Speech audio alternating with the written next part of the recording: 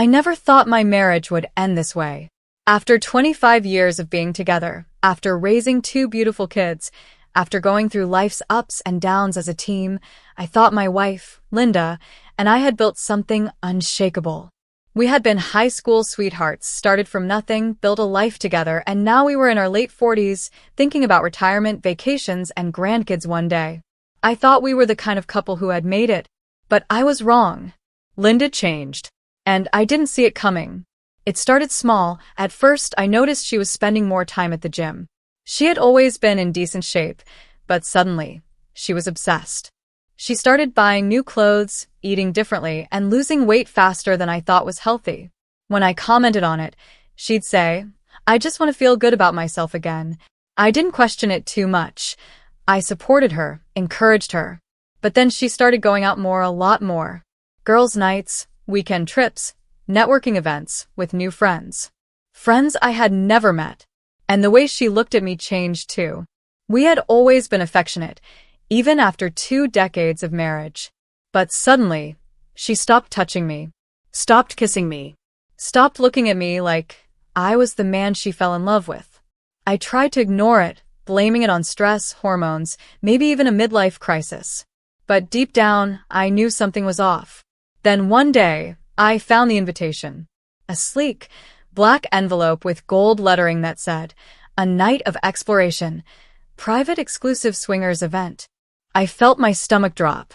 I held it in my hands, turning it over, hoping it was a mistake, hoping it was someone else's. But no, it had Linda's name on it. She had RSVP'd. I felt like I had been punched in the gut. My wife, the woman I trusted with my life, was planning to attend a swingers party behind my back. I took a deep breath and waited for her to come home. That night, when she walked in, she was in an unusually good mood, humming to herself as she placed her purse on the counter. I held up the invitation. "Linda, what the hell is this?" Her face froze. She blinked, then forced a smile. "Oh, that? It's just a joke between the girls." "Really?" I said, my voice calm but sharp.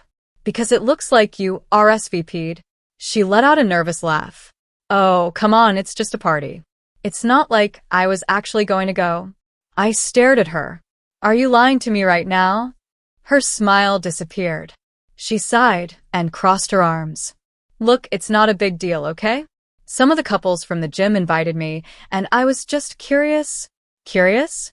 My wife was curious about sleeping with other men?" "Were you going to tell me?" I asked. She hesitated. And in that hesitation, I got my answer, that I wanted to believe she wouldn't actually go. I wanted to believe she would look at me, see the pain in my eyes, and choose our marriage over this nonsense. But she didn't.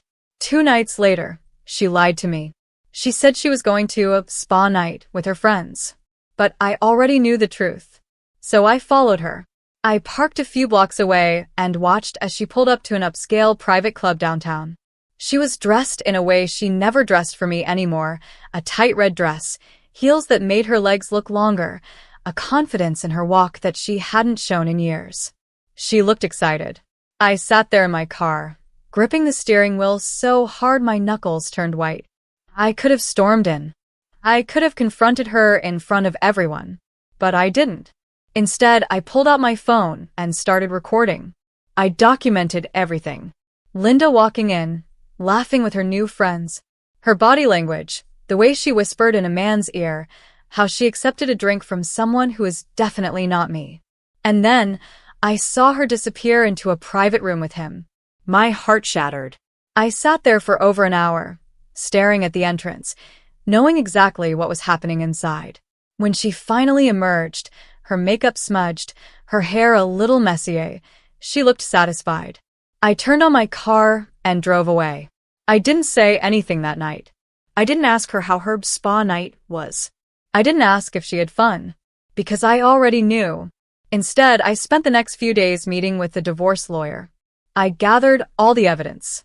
Text messages, bank transactions, phone records, and of course, the footage I recorded.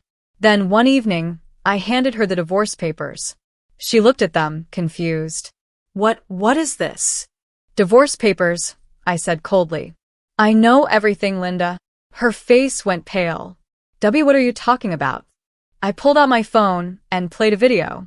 The video. The one of her walking into that club, of her cozying up to another man, of her walking into a private room with him. She started crying. It was just one time. It didn't mean anything. Please, we can fix this. I laughed. Oh, now you want to fix this? She reached for my hand, but I pulled away.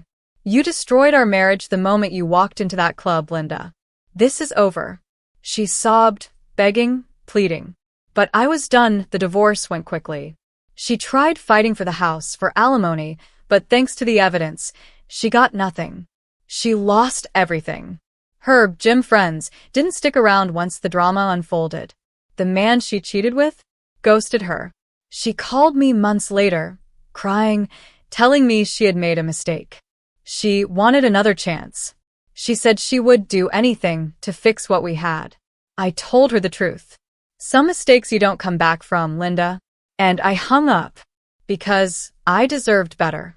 And she was left alone with nothing but regret.